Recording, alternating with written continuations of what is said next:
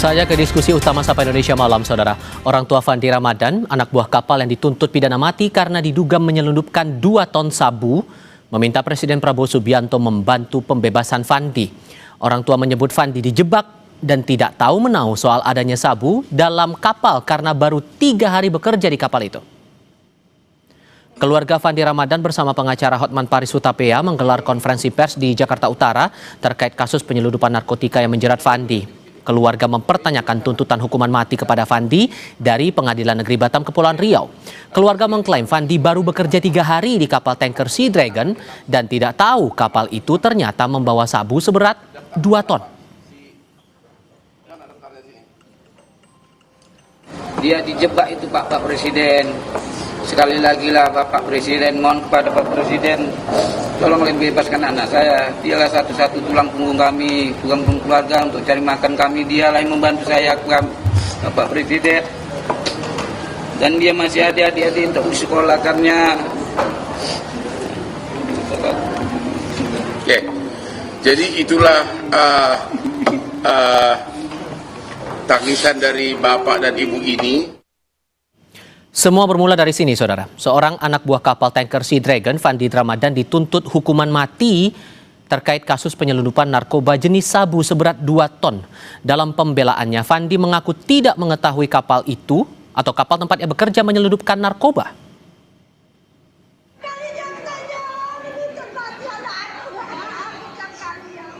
Tangis ibu Fandi Ramadan pecah setelah jaksa memberi tuntutan hukuman mati kepada Fandi atas kasus dugaan penyelundupan 2 ton sabu. Keluarga menilai Fandi tidak mengetahui kapal tempat ia bekerja membawa sabu.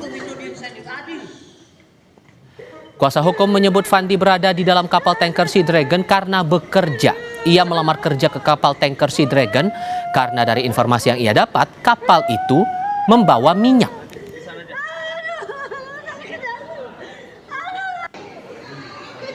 Kalau kita ngambil kesimpulan, kalau untuk Fandi ini ya, beliau ini terjebak, direkrut, bukan dia melamar kerja di perusahaan asing itu, diterima, kemudian dokumennya diserahkannya sama kapten yang mengurus segala sesuatunya.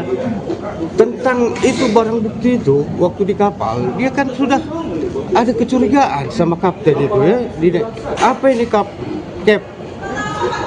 Itu dibilang emas dan uang itu.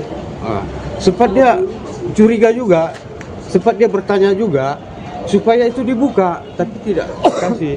Cuman dia mau melawan di tengah laut, tak mungkin. Kepala Pusat Penerangan Hukum Kejaksaan Agung Anang Supriyatna memastikan tuntutan hukuman mati kepada Fandi dan 5 ABK lainnya oleh jaksa dalam sidang di Pengadilan Negeri Batam sudah sesuai barang bukti yang menjadi fakta persidangan. Kapus Penkum menyebut Fandi Ramadan dan para terdakwa lain sudah mengetahui kapal tempat mereka bekerja membawa narkotika seberat 2 ton. Ia juga bilang terdakwa Fandi Ramadan dan ABK lainnya sudah menerima pembayaran.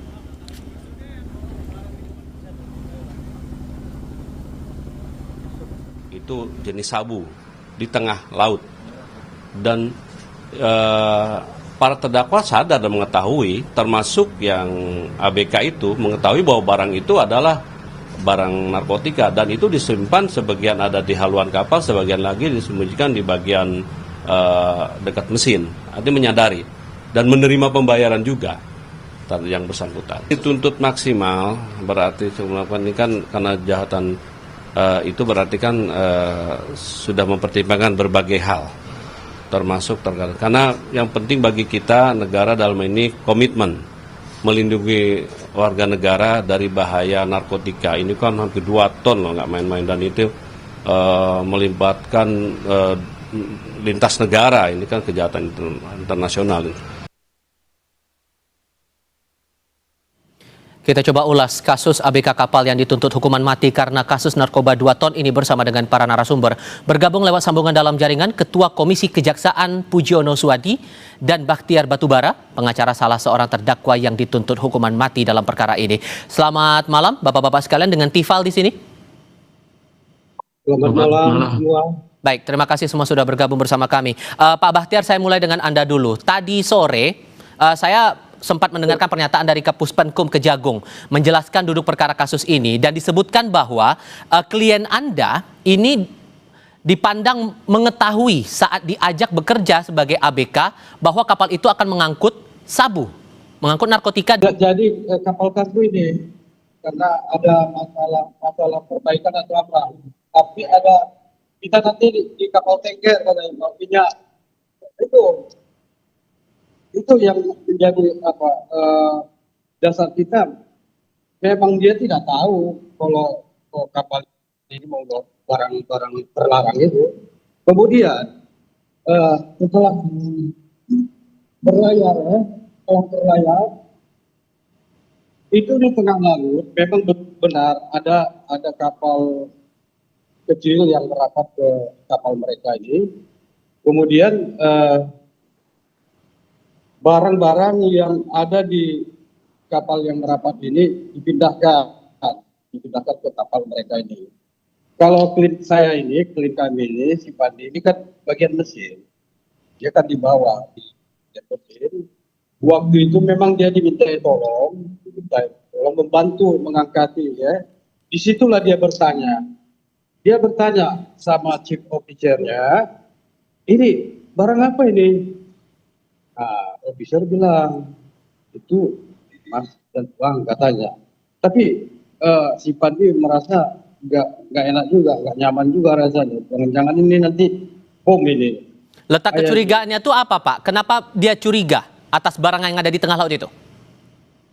Karena maksudnya tengah malam pula. Kan tengah malam nih, sekitar jam berapa itu, malam itu masuknya itu. Dan pakai sorot lampu, ada semacam apa katanya kode di kapal yang merapat ini. Ada kodenya lah. Jadi yang kapal si Pandi ini, salah satu ABK-nya juga, dia yang tahu kode itu. Akhirnya merapat, barang-barang itu pindah lah. Nah, waktu dipindahkan itu, jadi ABK ini semua diminta tolong semacam estafet gitulah barang itu. Oke. Di situ dia udah bertanya sama chief officer-nya bagian barang itu. Dibilang itu emas sama uang, nggak apa-apa katanya. Kemudian besoknya paginya dia nggak enak langsung bertanya sama kapten. Kapten juga jawabannya sama. Dan kapan klien Anda menyadari bahwa barang itu ternyata adalah narkoba, Bang? Curiga. Oke, ya awalnya curiga, tapi kalau kemudian sekarang kan disebutkan bahwa barang itu narkoba, baru akhirnya menyadari itu setelah pas penggerebekan itu atau gimana? Klien kami itu menyadari kalau itu narkoba setelah itu di pelabuhan Tanjung Uncang di Batam. Setelah dibongkar ya sama pihak Bea Cukai dan BNN waktu itu. Oke. Digeledah, diperiksa, disitulah mereka sadar ini kalau itu ternyata narkoba. Oke. Pak Puji, saya ke Anda kalau begitu. Dari pihak keluarganya Fandi bersama dengan pengacara Hotman Paris Hutapea juga sudah menyampaikan beberapa hal. Sejak sebelum dia akhirnya bekerja di kapal itu disebutkan bahwa ia bekerja di kapal kargo. Tadi sudah dijelaskan juga oleh pengacaranya bahwa sempat ada kecurigaan. Kemudian ada penjelasan dari bos di kapal itu bahwa itu disebutkan uang dan emas. Baru belakangan saat penggerebekan diketahui bahwa itu narkoba. Jadi bagaimana kemudian dari Anda selaku Komjak melihat bahwa ada peran dari Fandi ini yang kemudian dianggap ikut terlibat dalam masalah pengedaran narkoba itu? Ya, pertama begini, ada dua versi yang beredar baik di media maupun di persidangan ya.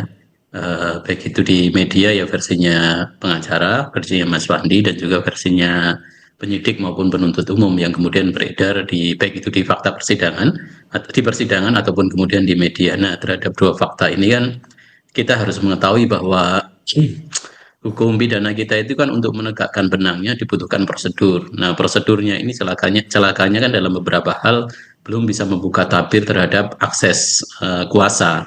Tabir kuasa itu misalnya dalam pengumpulan beberapa alat bukti yang kita lihat ya, dalam alat bukti yang kita lihat kan membutuhkan saksi, baik itu saksi fakta, keterangan ahli dan beberapa yang lain itu dibutuhkan kuasa. Nah, sementara kalau kita lihat riwayat dari Fandi ini memang ada jebakan ekonomi dalam tanda kutip ya yang kemudian menjadikan dia terpaksa bekerja di tempat yang ya mungkin sebenarnya dia tidak berniat ke sana atau bahkan kemudian bisa dicurigai gennya itu bahkan kemudian bisa ditelusuri juga dugaan melakukan TPPU juga memungkinkan karena kan orang-orang yang terjebak secara ekonomi kemudian ya melakukan akhirnya pada akhirnya tidak ada pilihan lain ketika sudah di sana melakukan kejahatan itu yang kita sebut ya narkoba itu kan musuh bersama ya dan itu sebagai kejahatan masih kejahatan luar biasa di Indonesia. Nah, itu yang pertama. Nah, yang kedua juga yang perlu kita lihat juga yang ya seharusnya kalau kemudian kuasa tabir prosedur itu dibuka, kan bisa kemudian dalam kuhap baru itu memberikan beberapa peluang. Misalnya peluang satu adalah saksi mahkota. Saksi mahkota itu dia bisa kemudian si Fandi ini bisa kemudian memohon baik dalam proses penyidikan maupun penuntutan untuk kemudian tidak dihukum mati bahkan seumur hidup. Bahkan kalau ancaman pidananya itu di bawah 7 tahun kan bisa pengawasan ya. Nah, yang kedua juga selain saksi mahkota ini proses kan belum berakhir. Di fakta persidangan memang kalau kita lihat karena kurangnya kuasa itu sehingga seolah-olah bahwa Fandi ini mau tidak mau terlibat dengan 5 ABK yang lain seperti melakukan perbuatan bersama-sama baik itu dengan kesengajaan maupun dengan kelalaian yang secara sadar kemudian muncul di sana. Tetapi ada sisi yang kemudian harus dilihat adalah di dalam KUHP baru kita itu, dalam KUHP baru kita itu, ketika ada benturan antara keadilan dan kemanusiaan ya, antara keadilan dan kepastian hukum, antara kepastian dan keadilan, maka yang dipilih adalah keadilan. Ini masih ada gerbang terakhir di hakim, maka kita berharap nanti di hakim bisa kemudian memutus berdasarkan keadilan yang sebenarnya bisa menggali. Walaupun kemudian, sorry saya potong Pak, walaupun kemudian disebutkan dari pihak keluarga tidak jelas juga penjelasan siapa penerima dari barang-barang itu, Anda melihat tetap bahwa Fandi ini ada peran dalam kasus pengedaran narkoba ini? Ya kalau tentu kalau hanya melihat secara sekilas ya berdasarkan peredaran media sosial dan beberapa fakta persidangan termasuk yang kita minta dari kejaksaan fakta persidangan itu tentu juga sangat tidak bisa lebih dalam. Hakim yang kemudian melihat secara faktual di persidangan itu bisa kemudian memutus. Kalau jaksa itu kan memeriksanya kan dasarnya dokumen ya, dokumen yang kemudian disidik oleh tim BNN dari BNN kemudian jaksa mendapat limpahan itu, bisa jadi jaksa juga melihatnya belum secara utuh terkait latar belakang segala macam. Seketika kemudian sudah ada 2 alat bukti yang cukup dan kemudian tidak ada alasan-alasan meringankan, misalnya ada ahli yang mengatakan bahwa dia di situ dia di situ karena dijebak segala macam karena ketidaktahuan dia dan segala macam itu yang kemudian bisa meringankan di fakta persidangan. Nah, prosedur inilah yang kemudian jadi batasan. Nah, kita paham itu. Karena itu ya. Sorry, saya harus kasih ke Pak Bahtiar sekarang. Pak Bahtiar, ada satu hal yang belum selesai juga terjawab tadi dari pertanyaan saya di awal. Karena disebutkan ada pembayaran yang diterima oleh Fandi dari kegiatan ini. Apakah ada keuntungan yang didapatkan Fandi atau bayaran berapa yang diterima Fandi dari kasus ini? Oh, kalau itu, kalau bayaran terkait dengan gaji dia memang ada pinjaman istilahnya. Dia gaji dia kan $2.000 nih, sekitar 30 juta ya. Itu setelah orang tuh berangkat berlayar itu, ditransfer ada sekitar 8 juta. Dan itu spesifiknya pembayaran itu sebatas pada kerjanya dia atau ini ada hubungannya dengan pengedaran narkoba itu? Tidak. Ini hubungan dengan kerja karena memang di kontrak kerjanya kan dia kontrak kerjanya 6 bulan per bulannya 2.000 US. Jadi itu pembayaran semacam dipanjarkanlah dulu. Kan mereka ini kan nggak pegang duit, ini mau berlayar ini, yang mau ditinggalkan sama keluarga, itu maksudnya. Saya minta penegasan Anda, apakah ada keuntungan yang didapatkan oleh Fandi dalam konteks pengedaran narkoba itu? Tidak ada sama sekali, dan dia tidak tahu kalau ini ada mengedarkan narkoba kan tidak tahu dia dari awal. Jadi tidak ada keuntungan, malah petaka sama dia nih masuk di kapal ini, Pak. Oke, atas perspektif dari Pak Puji mewakili Komisi Kejaksaan tadi, posisi Anda akan bagaimana mewakili klien Anda ini, Bang Bahtiar? Kami berharap ya pihak kejaksaan ya sesuai dengan fakta lah, menuntut itu boleh. Kita tidak tidak setuju dengan peredaran narkoba, tapi kita harus menerapkan hukum sesuai dengan porsinya gitu loh. Oke.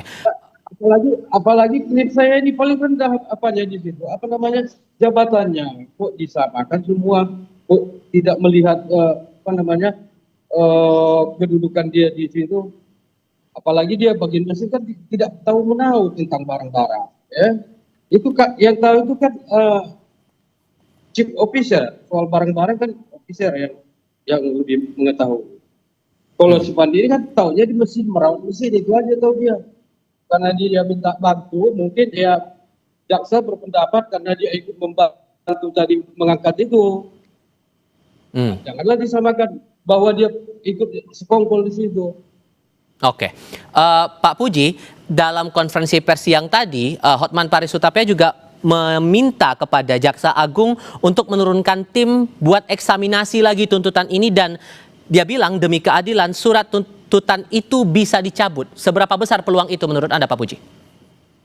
Ya, tentu kan dasarnya kan karena ini ya tadi sekali lagi melihatnya kan dari prosedur fakta persidangan. Nah, fakta persidangan yang kemudian muncul kan memang sekali lagi ada subordinat kuasa dari Fandi ini untuk mengungkap fakta yang sebenar-benarnya, sehingga apa yang disampaikan oleh Pak Ridwan dan segala macam itu tidak terungkap secara lebih jelas di persidangan. Nah, ya kalau baik-baik saja, artinya kita juga bisa dorong, dan kita tahunya juga baru saja ya karena berita ini viral ya. Kalau seandainya saja nanti ini sudah agak lama, tentu kita juga akan memonitor sejak awal, jangan sampai kemudian kasus-kasus seperti ini yang akhirnya jadi terpidana itu hanya ya, apalagi orang yang baru kemudian masuk di jaringan seperti ini, yang apalagi merasa dijebak dalam tanda kutip, tidak tahu menahu ini, sedangkan bosnya segala macam itu bebas berkeliaran saja dan tidak pernah tersentuh. Jangan sampai seperti itu, sehingga kita akan bertanya juga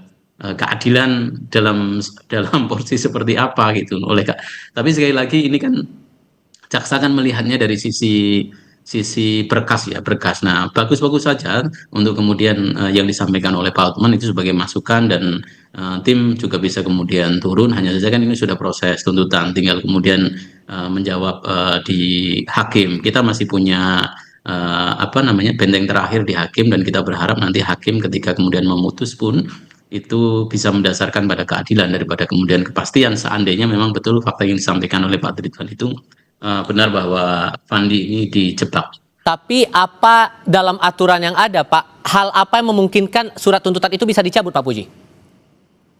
Ya, kita bisa menggunakan atas dasar leg favorio ya. Jadi ketika kemudian ada hal yang luar biasa, artinya hal yang luar biasa yang kemudian ada legal hukum ya, ada basis hukum yang memungkinkan sebenarnya bisa digunakan aturan yang lebih ringan. Sebagai contoh misalnya dalam konteks di KUHP baru ya, itu kan diatur tentang saksi mahkota yang dalam hal-hal yang lain itu belum diatur. Bisa jadi keterangan-keterangan yang disampaikan oleh Fandi dan segala macam itu bisa membuka tabir yang lebih luas. Nah, tabir yang lebih luas itu bisa kemudian jadi pertimbangan untuk jaksa mengkoreksi tuntutan itu, sehingga tuntutannya kepada Fandi bisa jadi tidak hukuman mati, tapi bisa jadi 2/3 dari hukuman yang maksimal. Hukuman mati seumur hidup pun kalau saksi mahkota dalam KUHP itu tidak diperkenankan.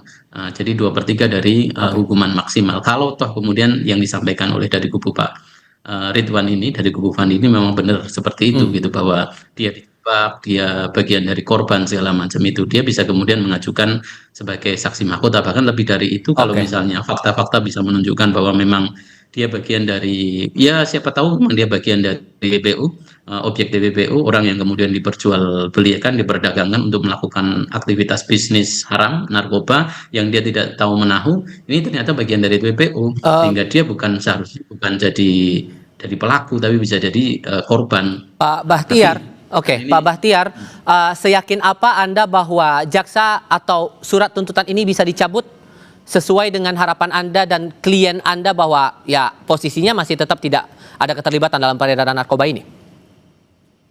Ya, kalau memang nurani ya, kita ini kadang-kadang nuraninya agak dikesampingkan sehingga mengedepankan formalnya aja. Ini sebenarnya kalau nurani ya, apalagi kalau kami lah yang memang mengikuti dari awal persidangan, kami yakin betul kalau soal keterlibatan si Pandi Pilin kami ini untuk dalam peredaran ini atau mufakat jahat untuk melakukan pengangkutan ini, dia sama sekali tidak terlibat.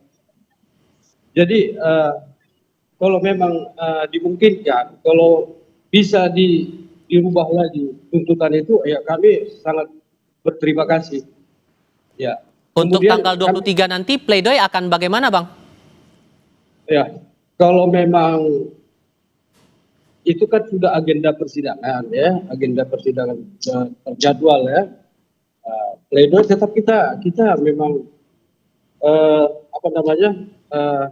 disampaikan, tapi sebelum kami menyampaikan pledoi, kami akan bermohon kepada majelis hakim kiranya masih diperkenankan sama kami untuk kemarin itu ada ahli yang belum bisa kami hadirkan karena hal tertentu lah.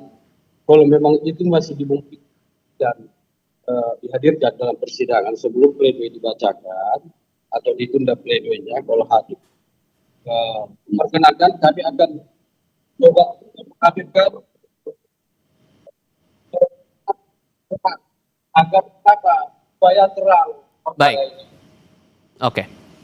Kita masih perlu melihat lagi saat pledoi akan dilangsungkan tanggal 23 Februari nanti. Pak Bahtiar, Pak Puji, terima kasih banyak sudah mau berdiskusi bersama kami kali ini. Sehat selalu semuanya. Selamat malam. Malam.